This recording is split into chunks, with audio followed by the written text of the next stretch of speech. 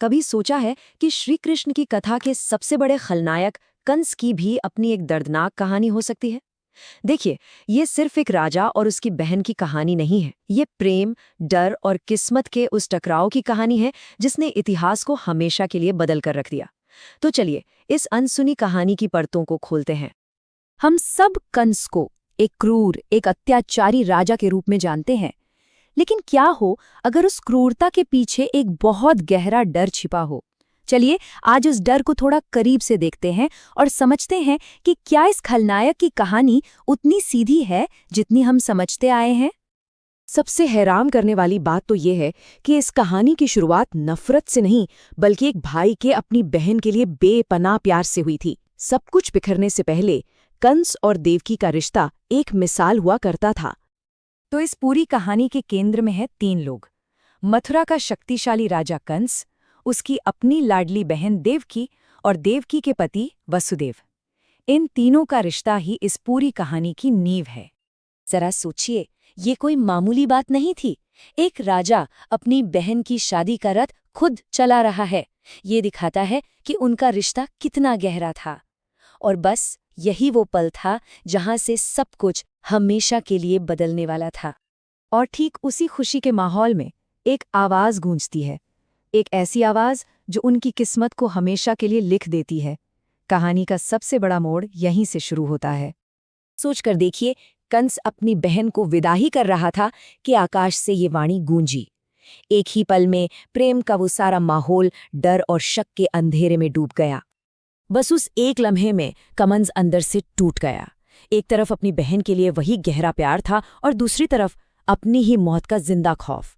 इसी कश्मकश ने उसे अंदर से तोड़ना शुरू कर दिया। तो कंस के अंदर ना एक जंग शुरू हो गई थी।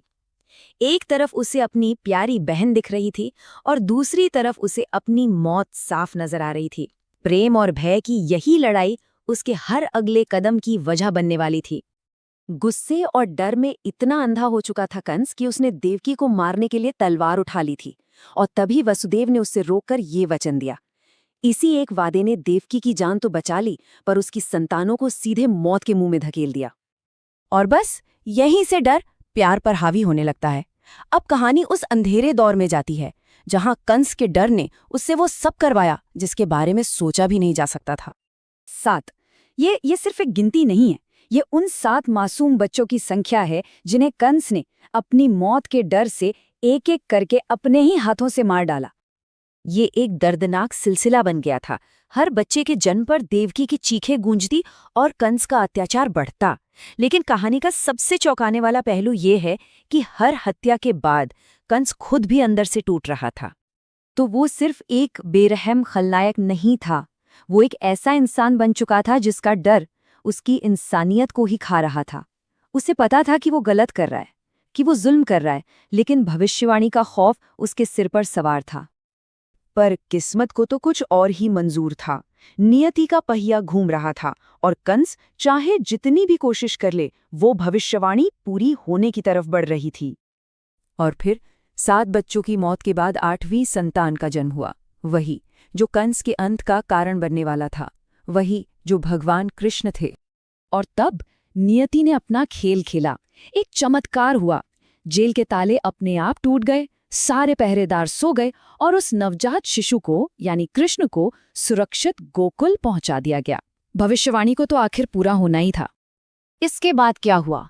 सालों तक कंस अपने ही बनाए डर के कैद खाने में जीता रहा और उधर गोकुल में कृष्ण बड़े होते रहे।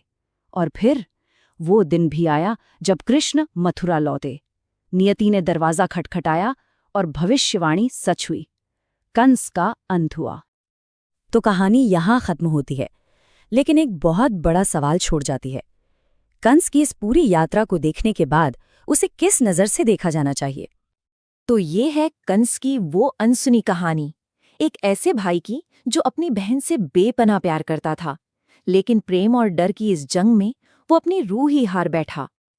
तो सवाल वही है, क्या कंस सिर्फ एक राक्षस था या वो अपने ही डर का शिकार था, एक ऐसे डर का जिससे वो भाग नहीं सकता था? क्या कोई भी इंसान जब उसे अपनी मौत सामने दिख रही हो अलग तरह से व्यवहार करता? हम सब ये कहानी जानते हैं, पर शायद अब इसे एक नए नजरिए से देखने का वक्त आ गया है।